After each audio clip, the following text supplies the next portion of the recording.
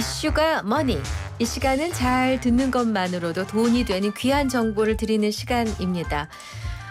지난 월요일과 어제 우리나라만이 아니라 아시아 증시를 중심으로 전 세계 금융시장이 그야말로 요동을 쳤습니다. 폭락, 폭등, 냉온탕을 왔다 갔다 하면서 정말 많은 투자자들을 비롯해서 경제계를 공포로 몰아갔는데요. 그래서 오늘 이슈가 머니 시간에는 전문가 모시고 금융시장의 문제를 진단해 보겠습니다. 이화여자대학교 경제학과의 석병훈 교수를 모셨습니다. 교수님 어서 오세요. 안녕하십니까? 네, 반갑습니다. 방학이시죠? 예, 저는 연구년이라서 사실 지금 원래 강의가 없었습니다. 그러시군요. 네. 오늘 급하게 오신 이유가 있죠. 네. 그렇습니다. 지금 말씀하신 것처럼 워낙 지금 세계 증시와 경제가 지금 급변하고 있기 때문에 한번 짚어보려고 그러는데 진짜 지난주 금요일 날 우리 증시가 미국발 경기 침체 우려에 4%가 포인트가량 폭락했고 그다음에 또 그 주말 이후 첫 거래일은 코스피 200 선물 지수가 급락하면서 5분간 매도 사이드카 발동되기도 했고 또 그 다음 날에는 어제는 또 반대로 폭등 사이드카. 맞아요. 이게 그야말로 천당과 지옥을 그냥 하루 사이에 오고 가는 건데 네. 이걸 어떻게 봐야 됩니까, 교수님? 예, 일단 처음에 그 급락을 했던 것은 미국에서 경제 지표가 몇 가지가 나왔습니다. 네. 제조업 구매 관리자 지수 이것이 시장의 전망치보다 낮게 나왔거든요. 네. 그리고 그 실업률 같은 경우도 4.3%가 나왔는데 네. 이것도 시장의 전망치인 4.1%보다 높게 나오니까 사실 제조업 구매 관리자 지수 같은 경우에는 제조기업에서 중간 제품의 구매를 담당하는 중간 관리자나 임원들에게 지금 경기 상황이 어떤지를 물어보는 거거든요. 네. 그런데 이제 중간재나 원자재를 구입하는 사람들이 아무래도 지금 다른 기업들이 어떻게 하고 있는지 지금 경기가 어떤지를 제일 먼저 판단할 수 있기 때문에 이 제조업 구매 관리자 지수가 경기의 선행 지표로 알려져 있습니다. 어머나. 특히 제조업 경기에. 그걸 보면 알 수 있겠네요. 예. 근데 네. 그게 지금 지나치게 낮게 나와가지고 앞으로 제조업 경기가 침체될 것이라고 생각하는 이제 구매 관리자들이 더 많았다는 것이죠. 거기에다가 실업률도 예상보다 많이 뛰니까요. 이게 지금 미국의 경기 침체가 그동안에는 연착륙이냐 경착륙이냐 이런 논란이 있었는데 네. 정말 좀 침체 골이 깊은 경착륙으로 가는 것이 아니냐 하는 우려가 생겼었습니다. 네. 그런데 그런 뉴스가 나온 다음에 미국 증시가 개장하기 전에 우리나라를 비롯한 아시아 증시들이 먼저 개장을 했거든요. 네. 그래서 아시아 증시에서 지나치게 과민 반응을 보여가지고 투자자들이 투자 자금을 회수하고 특히 한국에서 그런 경향이 있었습니다. 예. 그러다 보니까 낙폭이 지나치게 커서요. 주가가 너무 큰 폭으로 떨어지고 네. 실제로 그다음에 또 다른 미국의 거시경제 지표들도 나오고 연준 고위 관계자들도 나와서 경제가 큰 문제가 없다 이런 식으로 시장을 진정시키는 구두 개입을 하니까 전날에 낙폭이 과다했던 게 아니냐 해서 다시 매수세가 들어오는 바람에 급등을 하는 이런 결과가 나온 것이죠. 네. 근데 말씀 중에 그 제조 구매 관리자 지수라는 이 지표는 한국에서도 있습니까? 예, 한국에서도 이제 구매 관리자들한테 직접 물어보는 건 아니고요. 한국은 사실 여러 가지 경기 선행 지표들로 네. 비슷한 식으로 설문조사들을 하는 거 그런 식의 지표들은 있습니다. 그렇군요. 너무 새로워서. 자, 근데 미국발 악재 때문이라고 아까 잠깐 얘기해 주셨지만 미국 경제가 사실 얼마 전까지만 해도 굉장히 좋다 이런 얘기 들었던 것 같거든요. 이게 어찌된 일인가요? 예, 사실 미국 경제는 여전히 우리가 경기 침체라든지 경제 위기를 걱정할 수준은 아니다. 저는 이렇게 보고 있습니다. 네. 그러니까 사실은 너무 과도하게 시장에서 반응을 했는데요. 여러 가지로 미국 경제가 지금 그래도 어렵지 않다는 근거들은 많이 있습니다. 네. 그 이후에 발표된 서비스업 구매 관리자 지수라는 것이 있는데 이것은 50보다 높은 수준, 50보다 높으면 서비스업 경기가 앞으로 좋아질 거라고 예상하는 그 구매 관리자들이 많다는 거거든요. 그래서 제조업 경기는 침체될 수 있어도 서비스업 경기는 좋아질 것으로 보인다라고 하니까 시장의 그 패닉 상태가 좀 진정이 된 측면도 있고요. 네. 그다음에 무엇보다 지금 중요한 것은 미국의 애틀란타 연방준비은행에서 이제 GDP 성장률을 예측하는 모형이 있습니다. 네. 그래서 GDP 나오라고 발표를 하는데 이 3분기에 미국 국내 총생산 GDP 성장률이 전 분기 대비 2.9%가 될 것이다. 이거라고 전망을 했거든요. 네. 그럼 이제 직전 전망치인 2.5%보다도 더 높아졌을 뿐만 아니라 지금 우리가 2분기에 미국 GDP 성장률이 전분기 대비 2.8%였는데 그거보다도 더 좋을 것이다라고 네. 애틀랜타 연방준비은행이 예측을 했습니다. 네네. 그래서 이런 지표들을 봤을 때 미국이 뭐 경제 위기를 겪는다든지 아하. 지나치게 경기 침체 골이 깊어지는 경착륙을 겪을 가능성은 많이 낮다 이렇게 보고 있습니다. 자, 근데 이제 사실 요즘에 또 화두가 AI가 이제 거품이다. 뭐 이런 얘기들이 좀 있어요. 근데 네. 이제 그런 얘기들이 있으니까 이게 우리가 아시아 증시까지 저 영향을 받은 건데 그 월스트리트 저널은 여기에 덧붙여가지고 워렌 버핏 정말 큰 손인 워렌 버핏 회장이 보유 중이던 애플 주식을 절반 가까이 판 것도 이른바 AI 거품론 그 한계론에 이제 불을 지폈다. 뭐 그러다 보니까 AI 실체가 있냐 없냐 지금 논란이 지금 끊임없이 나오는데 이걸 어떻게 봐야 됩니까 정확히? 그래서 저는 AI 거품론에 동의하지 않습니다. 사실은 네. 지금 여러 가지 세계 경제 추세를 보면요. 네. 우리가 미래의 세계 경제의 패권을 주도할 산업은 AI 산업으로 보고 있습니다. 많은 나라들이.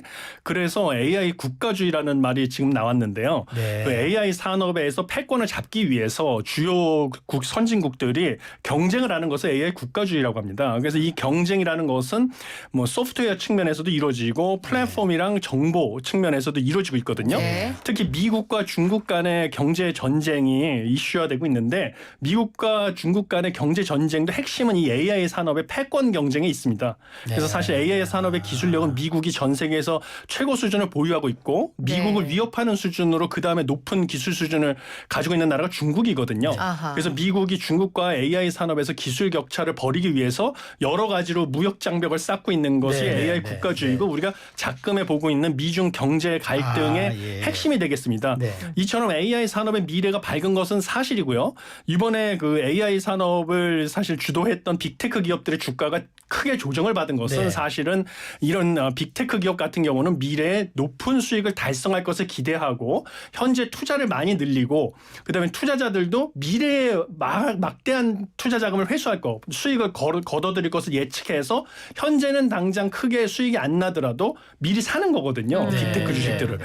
그런데 이번에 빅테크 주식이 좀 낙폭이 과다했던 것은 그동안에 워낙 많이 올랐습니다. 아. 네, 빅테크 주식들이 네. 워낙 많이 올랐고 그러니까 경기 침체의 위험성이 커지고 여러 가지 미 대선이라든지 네. 중동 정세 같은 불확실성이 커지니까 투자자들이 위험 자산의 비중을 줄이고 안전 자산의 비중을 늘리는 방식으로 이 투자 이 포트폴리오를 네. 조정하게 돼 있습니다. 아하. 그때 상대적으로 많이 돈을 번 주식부터 이제 매도를 하는 거죠. 아. 네, 그래서 조정을 받은 측면이 크지 AI 거품론 이런 것에는 아직 동의할 수가 없다. 그러니까 예. 말씀 정리하자면 보고 있습니다. 하락이라기보다는 조정으로 봐야 하는 게 예. 합리적이다. 예, 저는 그렇게 보고 있습니다. 그러니까 엔비디아 같은 경우가 지금 막 그런 지금 사실은 그런 우려가 나오는데 예. 그것도 조정으로 봐야 한다는 그런 뜻으로 예, 해석이 되네요. 그렇습니다. 네. 예. 그렇군요. 방금 중동 얘기를 하셨는데 지금 뭐 이란 이스라엘 전쟁이 코앞이다. 아니면 뭐 미국이 개입해서 달래주지 않으면 뭔가 하긴 할 거다. 이런 불안한 얘기들이 오가고 있는데 이건 당연히 시장에 영향을 미치지 않겠습니까? 예, 당연히 시장에 영향을 미치고요. 사실 이렇게 중동 이슈 같은 경우는 미국보다는 한국 경제에 더 치명타입니다. 유가 때문에 예, 그렇죠. 아. 예, 중동 정세가 불확실성이 커지면 국제 유가가 상승을 네네. 하는데요. 지금 앵커님께서 지적하신 것처럼 이 국제 유가 상승이 경제에 미치는 충격은 미국보다 한국이 훨씬 큽니다. 네. 왜냐하면 미국은 산유국일 뿐만 아니라 그렇죠. 원유를 수출하는 수출국이기 때문에 네. 문제가 그렇게 되지 않는데 아. 한국은 원유를 전량 수입을 하고 특히 중동에서 수입을 합니다. 그래서 그렇죠. 중동의 그 두바이유 가격이 상승을 하게 되면 한국 경제에 직격탄을 받고 그러기 때문에 미국보다도 오히려 한국 경제에서 이 주가가 이번에 더 큰 폭으로 출렁했던 그런 원인 중에 하나가 또 이 중동 정세 불확실성이라고 보시면 되겠습니다. 더군다나 미국은 좀 대체 에너지도 있지만 그렇죠. 우리는 대체 에너지가 또 없잖아요. 예, 맞습니다. 자, 그런데 이 가운데 이제 사실은 SK 하이닉스하고 삼성전자 같은 이제 국내 반도체 기업의 주가도 최근 몇 년간 하락한 추세에 비해서도 봤을 때 좀 큰 폭으로 떨어져 버렸어요. 그럼 이것도 조정입니까? 하락입니까? 예, 저도 일종의 이 패닉셀이라고 보는 거죠. 네. 사실 뭐 빅테크가 거품이 아니냐. 일부 기업들이 지금 실적을 내놨는데 최근 네. 실적이 시장의 기대치에 못 미쳤거든요. 네. 근데 그건 사실 좀 너무 조급한 측면이 있고요. 원래 이런 AI 산업 같은 경우는 미래에 벌어들 막대한 수익을 달성하기 위해서 지금은 투자를 늘리는 그렇죠. 시점이기 때문에 당장 큰 폭의 수익이 안 난다고 해서 이렇게 뭐 AI가 거품이다 이렇게까지 주장하는 건 좀 좀 무리수가 있고요. 그다음에 네. 국내 삼성전자랑 SK 하이닉스 같은 경우는 역시 미국의 AI 관련주들이 폭락을 하니까 네. 그 영향으로 또 타격을 받은 측면이 있다라고 봐서 여전히 삼성전자나 SK 특히 SK 하이닉스 같은 경우는 AI 산업 핵심이죠. AI 칩에 들어가는 고부가 메모리 반도체 네네. HBM을 갖다가 엔비디아에 공급을 하고 있기 때문에 주가는 다시 회복될 가능성이 높다. 장기 추세적으로 봤을 때 상승할 것이다 이렇게 보고 있습니다. 그럼 아주 큰 폭의 하락이라기보다 이것도 일종의 조정으로 보고 조정으로 있습니다. 보는 게 예. 맞겠다. 예. 그 말씀이신 예. 거죠. 네. 네. 좀 전에 앞 코너에서 저희가 브리핑 뉴스라는 코너를 진행할 때 그 삼성전자의 5세대 HBM이 엔비디아의 납품 품질 검증을 통과했다는 로이터 보도가 있었는데 삼성은 이걸 아니라고 했다는 거예요. 예. 뭐 내막까지는 모르시겠지만은 어떻게 보고 계세요? 이 언젠가는 통과를 할 것으로 봅니다. 그런데 네. 지금 통과 시점의 문제거든요. 네. 그런데 삼성이 지금 그 HBM 같은 경우는 발열 문제를 때문에 이제 좀 통과가 늦어진다라는 소식도 있었는데 네. 그 지금 불확실성은 있는 것이고요. 그렇지만 아무튼 시점의 문제일 뿐 언젠가는 좀 통과가 될 것이다. 멀지 않은 시점에 저도 이렇게 보고 있습니다. 네. 그 어쨌든 지금 사실 시장에 약간 포비아 심리가 있는 건 분명해 보이거든요. 그러다 보니까 이제 미국 이제 월가에서는 금리 인하를 해야 한다는 이런 요구가 지금 그런 목소리도 커지고 있고 심지어 뭐 트럼프 대통령도 트럼프 이제 후보자도 금리 인하 이제 연준에 대해서 요구하고 있는 건데 그럼 진짜 미 연준이 금리 타이밍을 지금 어떻게 좀 제대로 보고 있는 건가요? 예, 지금 시장에서는 이번에 큰 폭으로 주가가 하락을 하니까 연준이 사실 지난 FOMC 미팅에서 기준금리를 인하를 시작했어야 된다. 연준이 금리 인하 타이밍을 놓쳤다라는 비판이 제기되고 있습니다. 그렇지만 제가 보기에는 제가 연준에서 저도 뭐 기준금리 결정에 참여하는 입장이었다고 할지라도요. 네. 네. 지난 FOMC 회의에서 기준금리를 인하할 수는 없었다고 보고 있습니다. 네. 연준이 지금 실기를 한 것은 아니다라고 보는데요. 네. 근거는 뭐냐면 연준의 정책 목표가 두 가지가 있습니다. 물가 안정하고 그다음에 완전 고용이라는 지표가 있는데요. 네. 두 지표에서 기준치랑 현재 데이터를 봤을 때 지난번에 금리 결정 시점에서의 네네. 데이터죠. 사실 기준치에 미치지 못하는 측면이 있었습니다. 그래서 네.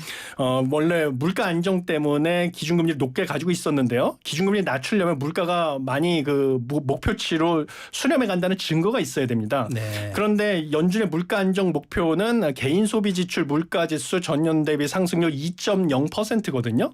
그런데 6월 달 지표만 봐도 2.5%입니다. 아직은 좀 고물가인 네, 상황이고요. 아직은 그다음에 반면에 또 다른 정책 목표는 완전 고용의 지표로 실업률을 보는데요. 네. 실업률이 완전 고용이냐 아니냐를 판단하는 근거가 있습니다. 기준이 있는데 그게 미 연준에서 장기 평균 실업률이라고 전망하라는 실업률 4.2%보다 실업률이 낮으면 완전 고용이기 때문에 실업을 걱정해서 기준금리를 인하할 타이밍은 아니거든요. 근데 지난번에 기준금리 결정 시점에만 해도 실업률은 4.1%로 4.2%보다는 낮은 축이었습니다. 네. 그래서 그때 동결 결정을 한 것은 너무나 당연한 것이고요.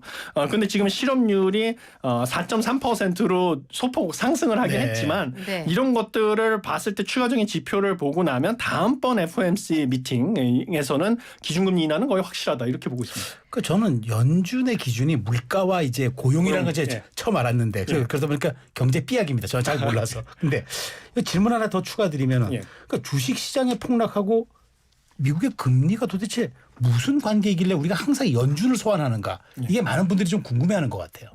예. 지금 사실 금리하고 주식시장하고는 여러 가지 뭐 경로로 연관이 되는데요. 가장 확실한 메커니즘 같은 경우는 미국의 이제 S&P 500 지수라든지 나스닥 지수 같은 경우는 기술주, 빅테크 기업들이 네. 차지하는 비중이 상당히 큽니다. 근데 이 빅테크 기업은 아까도 제가 말씀드렸다시피 미래에 높은 이윤을 창출할 것을 기대하고 현재는 투자를 늘리는 기업이거든요. 네. 근데 투자를 하려면 자기 돈으로만 투자를 할 수가 없으니까 대출을 통해서 투자 자금을 조달해야 되지 않습니까? 네. 그런데 연준의 기준금리라는 것은 결국은 대출금리에 영향을 미쳐서 기업들의 이 투자 자금 조달에 영향을 줍니다. 네. 그래서 기준금리가 지나치게 높으면 대출금리가 높아지니까 빅테크 기업들이 미래에 막대한 이윤을 창출하기 위해서 투자를 충분히 하지 못할 위험성이 있는 것이죠. 그래서 이 기준금리가 특히 빅테크 기업의 주가에 큰 폭의 영향을 미치고요. 빅테크 기업이 지금 S&P 500이나 나스닥에서는 차지하는 기업 비중이 크니까 그게 하락을 할 수밖에 없는 것이죠. 금리 네. 인하 시점이 잘못됐다 네. 이런 논란이 제기되면. 그런 상관관계가 또 있군요. 잘 알겠습니다. 근데 교수님 정말 이 어려운 이야기들을 빛의 속도로 말씀하셔서 단어를 쫓아가는데 지금 예, 말이 너무 빠르죠. 초집중을 하고 아니 제가 잘 몰라서 그렇습니다. 그러니까 저도 좀 빠른 편인데 교수님도 참 정말 속도감이 있으십니다. 자, 그럼 잠깐 광고 듣고 쉬어가겠습니다. 네, 이슈앤피플 수요일 코너 이슈가 머니 이화여대 경제학과의 석병훈 교수를 모시고 최근에 정말 요동치고 있는 우리 금융시장 상태 보고 있습니다. 자, 국내 증시 얘기도 해보겠습니다. 월요일에 폭락했던 우리 증시가 어제는 급 반등에 성공을 했는데 이 투자자들의 불안감이 과도했던 것 같기도 하고 특히 우리 국내 투자자들이 되게 급하신 것 같기도 해요. 뭐 사실 국내 주식 투자는 원래 여러 가지 이유로 장기 투자가 아니라 단기 투자 위주의 거래가 지금 활성화될 수밖에 없는 상황입니다. 네. 전체 대비 몇 % 정도가 단기 투자로 보세요? 지금 여러 가지 주장은 엇갈리고 있는데요. 네. 뭐 야당 측에서는 전체 개인 투자자 대비 1%가 개미 투자자들. 그래서 사실 단타를 많이 하는 이제 네. 죄송합니다. 이거 잘못 얘기했군요. 네. 그 금융투자 소득세 관련 얘기를 하다가 과세 대상이라는 얘기했는데 네. 우리나라 단기 투자의 개미 투자자들 특히 네. 개인들 단기 투자 위주로 거래하는 네. 개미 투자자들의 비중이 사실 뭐 주요국보다 크게 절반 네. 정도 되는 걸로 제가 알려져 있습니다. 네네. 그리고 대부분이 다 단기 투자 위주로 하고 있죠. 그렇군요.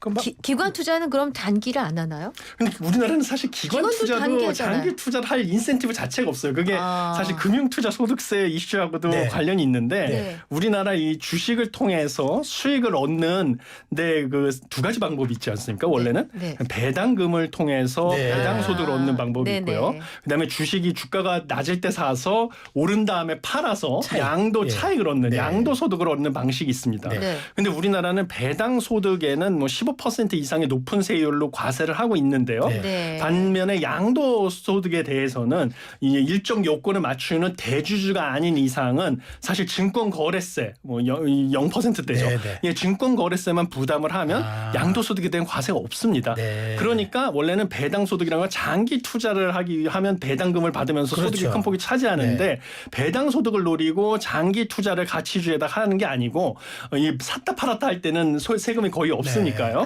이제 약간 주가가 상승하면 바로 매도해서 이익 실현을 하는 것이죠. 이런 식으로 개인도 단기 투자 위주의 거래, 당연히 기관도 단기 투자 위주의 거래, 심지어 외국인도 단기 투자의 위주의 거래를 할 수밖에 없는 지금 세제의 상황입니다. 그러니까 외국이 우리 시장에 개입할 때는 그렇게 단기를 한다는 거죠? 외국도 그렇고 기관, 뭐 개인 다 우리나라는 단기 투자 그렇다 위주로. 이거죠? 예, 예. 다른 나라도 그런가요? 아니죠. 뭐 미국 같은 경우는 세금 자체가 세제 자체가 장기 투자를 촉진하는 방식으로 돼 있습니다. 그러니까 예를 들면 제가 양도소득을 얻게 됐을 때요. 양도소득을 주식을 1년 이내로 보유를 했을 경우에는 이 양도소득을 갖다가 종합소득 속에 포함을 해서 누진과세를 합니다. 미국은. 네. 그렇지만 1년 이상 장기 보유를 한 다음에 제가 주식을 매각을 해서 양도소득을 얻게 되면 세율은 0에서 20% 사이로 엄청나게 낮아집니다. 그러니까 최소 1년 이상 장기 투자를 하도록 주식 관련 세제가 설계가 돼 있는 것이죠. 미국은. 네, 그러니까 돈을 많이 묶어놓게끔 해놓는군요. 그렇죠. 그런데 우리나라는 장기 투자를 한다고 해서 어떤 인센티브가 없거든요. 아니 장기 투자를 해야 기업이 실제로 건전해질 거 아니에요? 예, 그렇죠. 그러니까 기업의 입장에서도 투자자들의 관행이 단기 투자 위주로 이루어지니까 장기 투자 자금을 유치하기 위해서 주가를 관리한다든지 배당을 많이 한다든지 이럴 유인 자체가 없는 거죠. 그러니까 이게 악순환의 연속이라고 보시면 되겠습니다. 자, 그 말씀 나온 김에 금투세 한번 짚어볼게요. 그러니까 지금 교수님 말씀도 사실은 우리 금투세가 우리 관행에 따라서 지금 하고 있는 건데 이제 도입을 하려고 하는 거죠. 네. 자, 근데 내년 1월이면 시행이잖아요. 그러다 보니까 이걸 두고 지금 여당은 폐지해야 한다. 야당은 안 된다. 이거 지금 그 원안대로 가야 한다. 뭐 이재명 대표까지 개입해서 지금 논란이 뜨거운데 이거 금투세 논란 어떻게 봐야 됩니까? 예, 저는 일단 금융투자 소득세부터 간단하게 말씀을 드리면요. 이 대주주 여부와 상관없이 주식, 채권, 펀드, 파생 상품 등 금융투자로 일정 금액이 넘는 소득을 올리면요. 주식 같은 경우는 예를 들면 5천만 원입니다. 5천만 원 이상의 소득을 올리게 되면 그런 투자자를 상대로 해당 소득의 20% 만약에 소득이 3억 50원을 초과하게 되면 25%까지 그러니까 최대 25%까지 세금을 물리는 것이기 때문에 네. 기존에 있는 주식의 양도소득세 같은 경우는 대주주 이상 일정 요건을 맞추는 대주주만 부담하는 네, 거였거든요. 네. 근데 이것은 대주주 여부와 상관없이 예, 소득이 5천만 원이 넘어가게 되면 최대 25%까지 세금을 매기는 그런 세제가 되겠습니다. 그런데 여기서 가장 큰 문제점은 네. 장기 투자를 한다고 해서 이 세금을 깎아주지 않는 예, 그러니까 현 방식의 금융투자소득세가 도입이 되면 여전히 장기 투자를 할 유인은 없고요, 투자자들이. 그리고 오히려 뭐 5천만 원 이상의 수익을 얻을 경우에는 25%까지 최대 과세를 하게 되기 때문에 오히려 우리나라 지금 주식이 장기 투자를 안 하니까 추세적으로 상승하지 못하고 변동성만 큰 상황인데 맞아요. 주식에 굳이 투자할 유인이 적어지는 것이죠. 맞네요. 예. 아니 교수님 그래서 얘기 좀 저는- 해주세요. 저 여기다가. 예.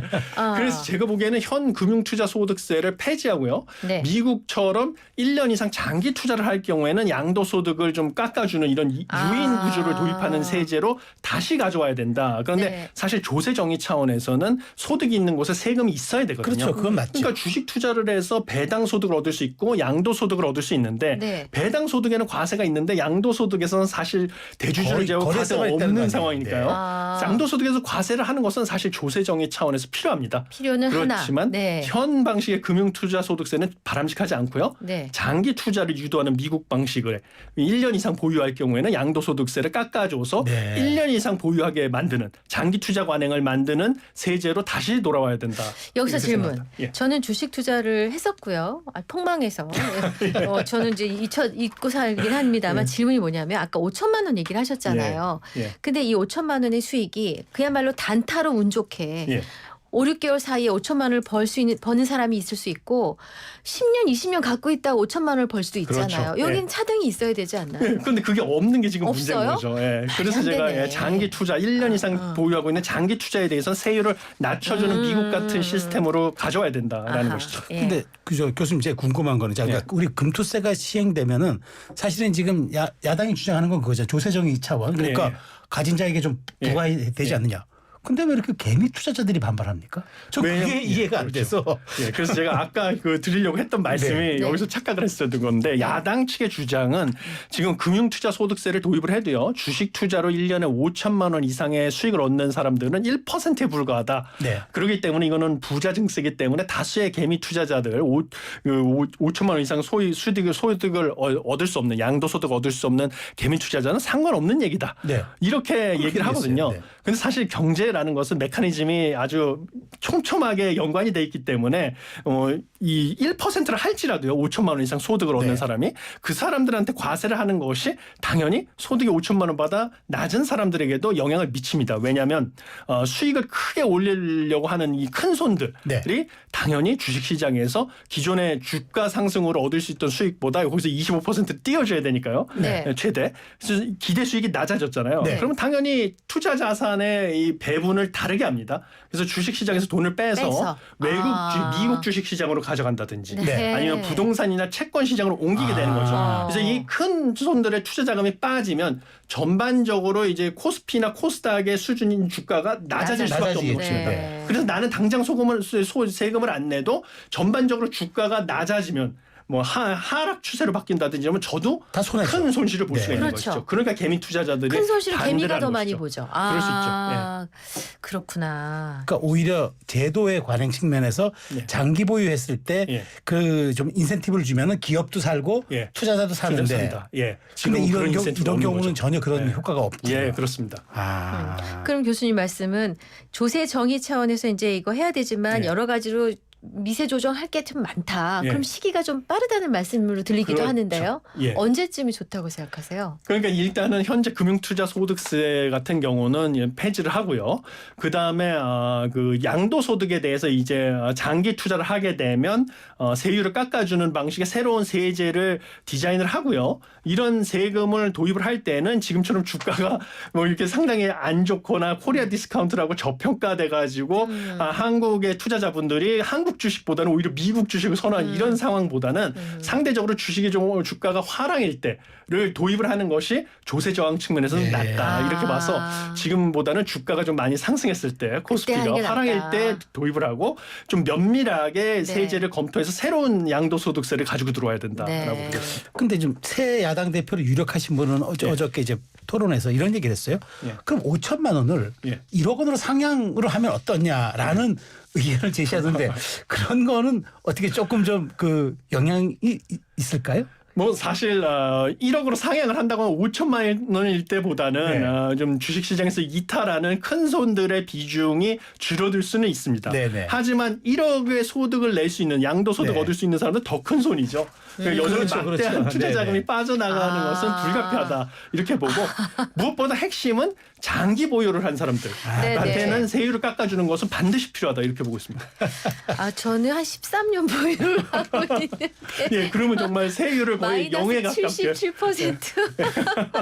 사실 세제라는 게 굉장히 예민해가지고 이게 어떤 상황에서 어떻게 처리하느냐가 국민 생활에 끼치는 그렇죠. 영향이 크잖아요. 네. 그런 점에서 지금 교수님 말씀대로 시장 상황이 좋고 체력이 좋을 네. 때 이런 제도들이 지금 다시 한번 좀 네. 도입돼야 한다. 그 말씀 굉장히 저는 공감이 예, 됩니다. 그렇습니다. 저기 저 정치권에서 좀 자문을 구하시나요? 예, 교수님께? 뭐 그런 거에 대해서는 제가 코멘트하기가 적절하지 않은 것 아니 같습니다. 왜냐하면 예, 이런 예. 좋은 아이디어를 모두가 공감하는 아이디어를 예. 뭐 제안도 하시고 예. 모니터링도 해주시고 할 의무가 있으시다고 생각해요. 예. 제가 뭐 정부 관련 부처에서는 자문을 하는 경우도 있고요. 아. 그다음에 무엇보다도 이렇게 불러주시면 네. 라디오 같은 데서 많은 청취자분들과 이런 것을 또 들으시거든요. 많은 네. 분들이. 그래서 뭐 정치권 관계자나 이런 분들이 들으시니까 네. 이런 방식으로 사실 제안을 한다 이렇게 보시면 되겠습니다. 다행입니다. 예. 조금 좀 속보가 속보 하나 들어있네요. 네. 말씀드릴게요. 네. 조금 전 그 대통령실에서 예. 지금 말씀하신 금투세 폐지 관련해서 국회가 좀 전향적으로 이걸 논의해 달라라고 이제 입장을 조속히. 냈고 네. 그래서 오늘 오전 양당의 정책위의장회에서 대통령실도 입장을 내므로써 앞으로 금투세 논란이 좀 더 가속도가 붙을 것 같습니다. 예, 네, 네. 바람직하다고 보고 있습니다. 네, 오늘 교수님 알기 쉽게 잘 설명해 주셔서 고맙습니다. 아유, 공부 좀 말씀. 더 해야겠습니다. 예. 저는. 말씀 잘 해주셔서 들었습니다. 감사합니다. 네, 이화여대 경제학과의 석병훈 교수님과 함께 이슈가 뭐니 꾸며봤습니다. 감사합니다. 잘 들었습니다. 감사합니다.